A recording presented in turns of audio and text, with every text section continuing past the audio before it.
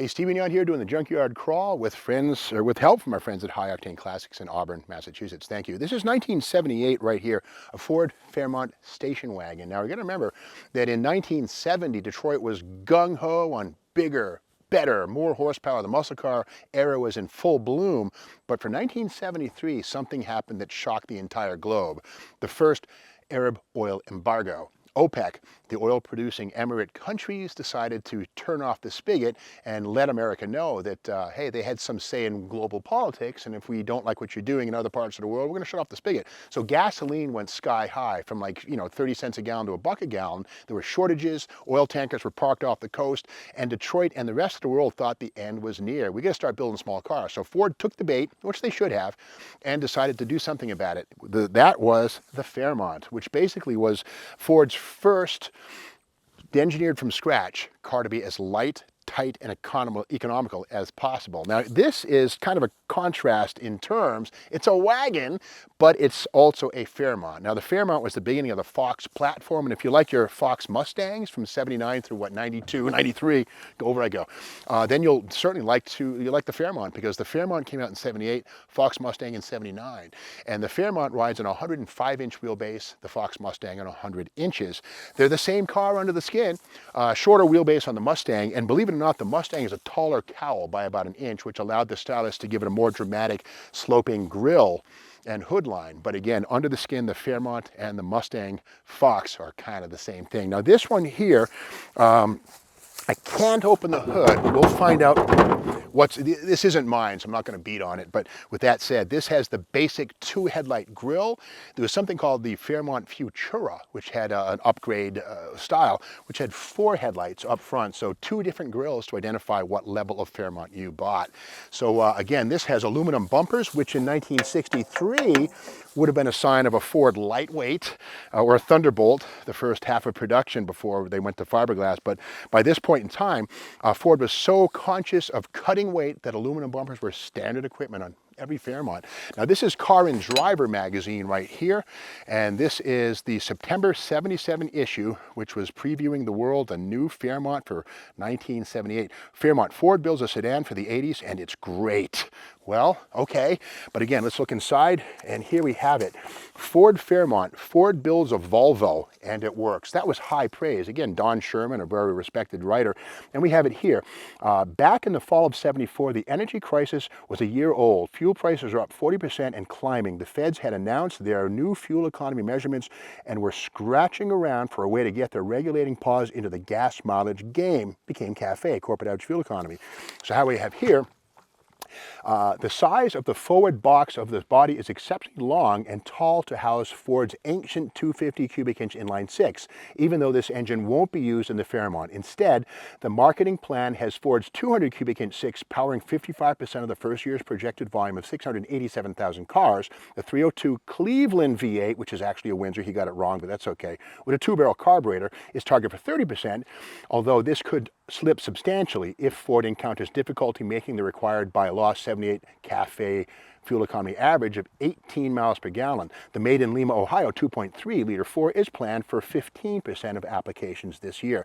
In the reality of things, the projection of 687,000 turned out to be 460,981, a little down, but still a damn good year, 500,000 vehicles.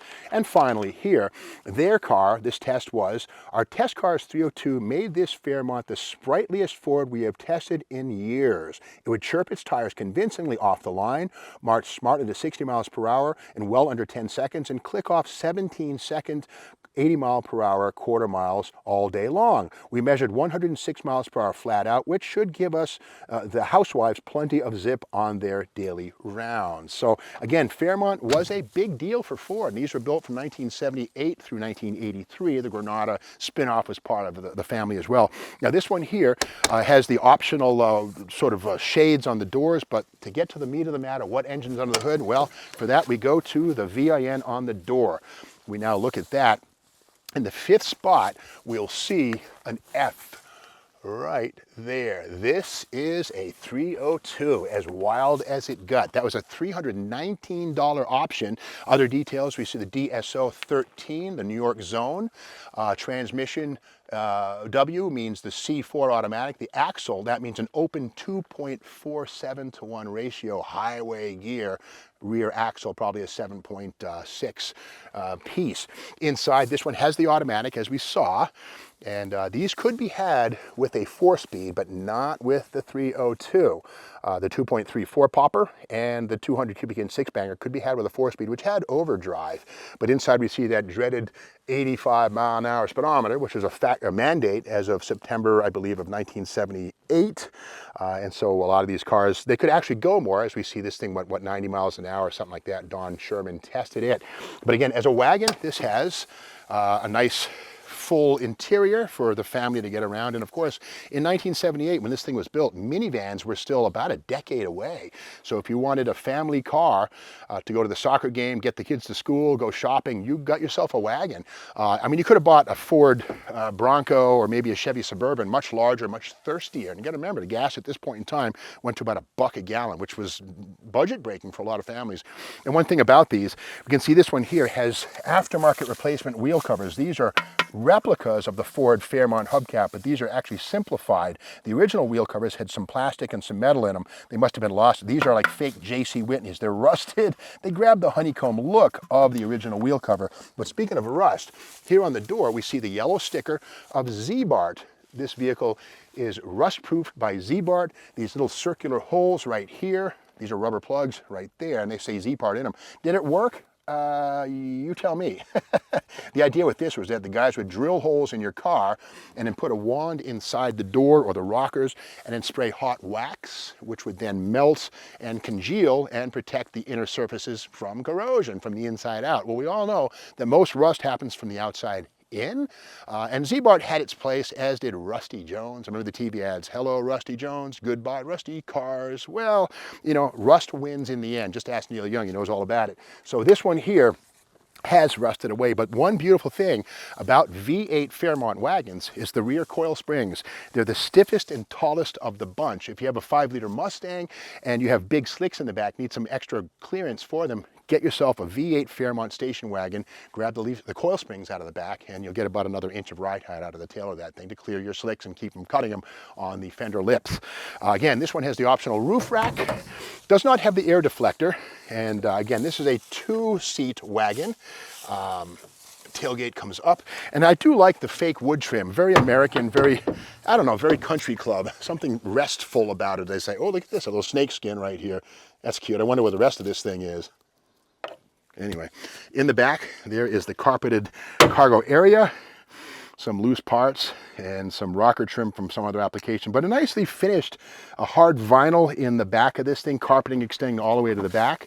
The rear bumper either fell off or was taken off. One classic with aluminum bumpers was that the hard points inside, the bolts would rust, and then the bumper would come off. In fact, there was a whole slate of GM cars wherein the bumper and the telescoping mounts, the impact absorbing shocks, where the flat plate was bolted to the back of the car, the fasteners would rot, the bumper would hang and eventually fall off in traffic. I remember as a kid in like 1985, 86, yet every once in a while you'd see a rear bumper on the side of the road with the rusted mounts on the side. So again, rust was a major problem in the 80s, 70s, and even now.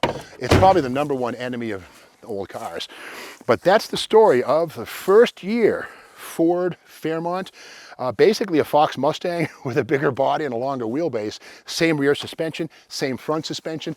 And you know, smart street racers and drag racers know that station wagons like this with like a 351 Cleveland or Windsor under the hood, make that a Boss 351. Why not? 4-speed top loader, make it an overdrive, you know, Doug Nash or something like that. Put a 9-inch in the back and you get yourself a traction monster sleeper. Leave the white paint, leave the wood sides, and you can win some money on Friday night, legally of course.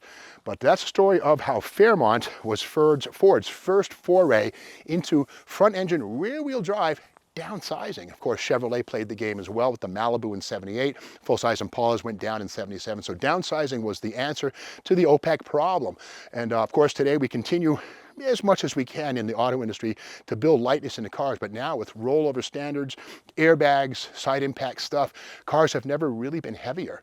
You know, really, I mean, a car like this today would weigh probably close to 3,800 pounds. This is probably 31.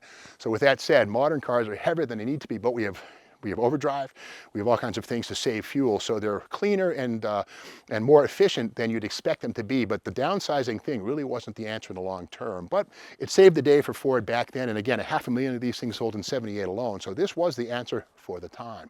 Now, well, Fairmonts make really good drag cars. I happen to have a Ford Fairmont two-door sedan altered wheelbase car with a Camry, 4.6, 5-speed Hillborn type injection on it. I love the thing, although I did get rid of the coil springs in the back because they tend to axle hop really bad when you bang gears. I put Chrysler Superstock leaf springs in the back of mine. They work fine. The hard points are in there. You weld it up and you're good.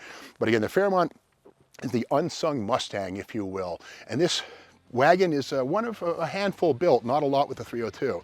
Well, that's the story of this puppy, and if you like this video, be sure to subscribe to the Steve Maggs YouTube channel, ring the bell so that you get an update every time a new video happens, and of course that's every single day. So we'll see you tomorrow.